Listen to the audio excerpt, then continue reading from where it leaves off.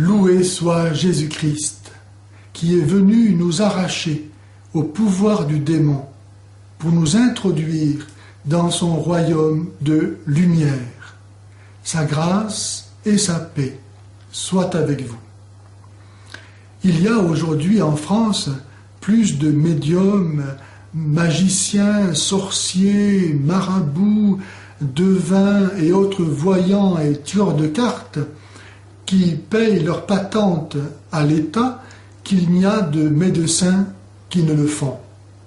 C'est dire l'importance du mal qui se répand dans notre société par ce moyen de l'occultisme, tant il est vrai que lorsqu'on a recours au démon, celui-ci n'a jamais fini de faire payer ses services.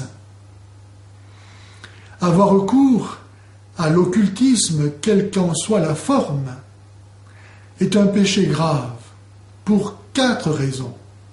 La première, c'est parce que c'est d'abord une offense faite à Dieu. C'est comme si on disait à Dieu « Tu m'as abandonné, tu ne t'occupes plus de moi et de mes affaires, et je suis donc obligé d'avoir recours à quelqu'un d'autre.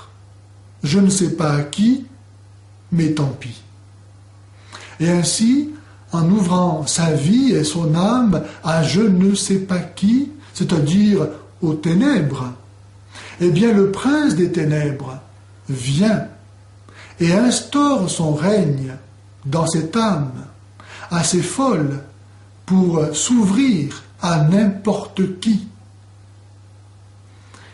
La deuxième raison, c'est que lorsque on cherche à connaître l'avenir par le moyen de ces devins, voyants, horoscopes et autres moyens, on contredit la vérité de la création de Dieu, qui n'a pas écrit notre histoire à l'avance.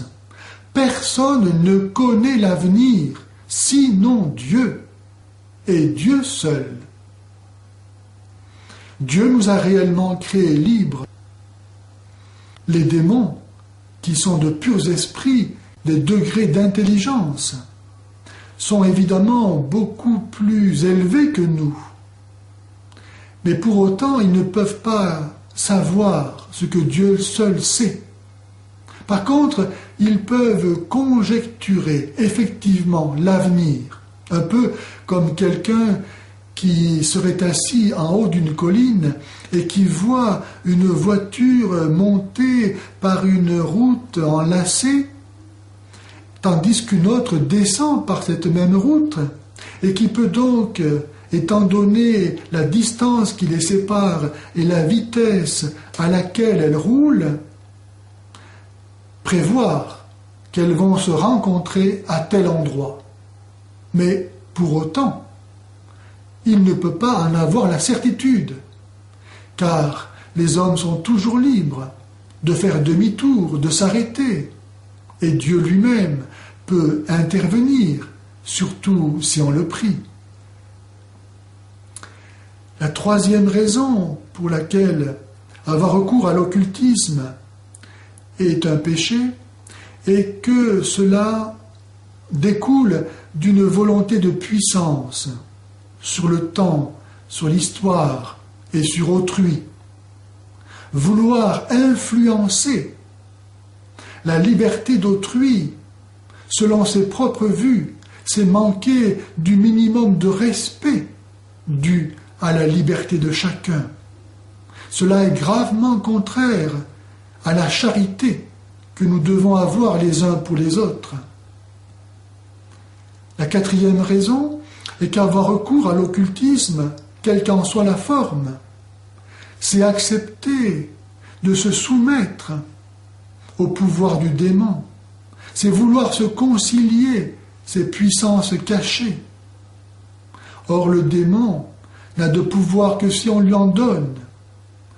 Avoir recours au démon, c'est lui reconnaître du pouvoir. C'est comme aussi avoir peur de lui. Or, si on lui reconnaît du pouvoir, eh bien le démon va s'en servir. Le catéchisme de l'Église catholique dit ceci. Toutes les pratiques de magie ou de sorcellerie par lesquelles on prétend domestiquer les puissances occultes pour les mettre à son service et obtenir un pouvoir surnaturel sur le prochain, fût-ce pour lui procurer la santé. Beaucoup se croient justifiés de pratiquer la magie ou d'autres formes d'occultisme sous le prétexte de faire du bien. C'est là un piège. Toutes ces pratiques sont gravement contraires à la vertu de religion. Le port des amulettes est lui-même répréhensible. Le démon en effet agit par des objets maléficiés. Le spiritisme implique souvent des pratiques divinatoires ou magiques. Le recours aux médecines dites traditionnelles ne légitime ni l'invocation des puissances mauvaises, ni l'exploitation de la crédulité d'autrui. Le recours à l'occultisme montre bien la différence qu'il y a entre la prière païenne et la prière chrétienne. Dans la prière païenne, on cherche à faire sa propre volonté à soi, fût-ce pour cela en acceptant de donner son âme au diable s'il le faut. Ce que l'on veut, c'est obtenir tel bien, assouvir telle vengeance, etc. Et pour cela, on est prêt à accepter cette relation avec la puissance des démons. Tandis que dans la prière chrétienne, on ne cherche pas à faire sa volonté à soi, mais on veut faire la volonté de Dieu. Et c'est ce que Jésus a fait d'une façon si sublime à Gethsémani, lorsque la passion se présente et qu'il prie pour avoir la force de faire la volonté de Dieu, c'est-à-dire d'accepter la croix en disant « Père, si c'est possible, que cette coupe s'éloigne de moi, cependant non pas comme je veux, mais comme tu veux. » Voilà la prière chrétienne. Ajuster sa volonté à la volonté de Dieu pour que ce soit la volonté de Dieu qui se fasse. Elle qui veut notre bien. Le grand malheur, c'est de faire sa volonté à soi, car alors on s'oppose à la volonté de Dieu, d'où nous venons et qui nous a créés pour la vie éternelle. Jésus nous donne cet exemple et il nous dit, si quelqu'un veut être mon disciple, qu'il renonce à lui-même. En conséquence, pour échapper au pouvoir du démon, il faut, premièrement, vivre dans la confiance en Dieu, qui prend soin de nous. Nous n'avons pas à avoir peur du lendemain. Nous n'avons à avoir peur de rien, car Jésus-Christ nous a libérés du pouvoir du démon. Il a détruit toutes ses œuvres.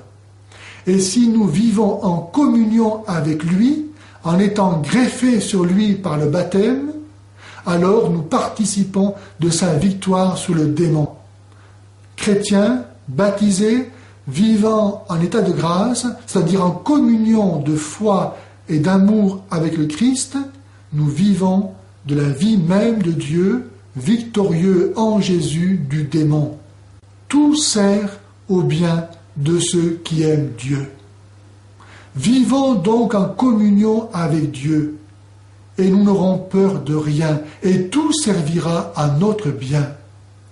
La deuxième condition, pour échapper au pouvoir du démon, c'est de prier sans cesse. Jésus dit, « Veillez et priez sans cesse, afin d'avoir la force de résister à tout ce qui doit arriver et de vous tenir debout au jour de mon retour, c'est-à-dire victorieux. Celui qui prie se sauve, celui qui ne prie pas se damne. »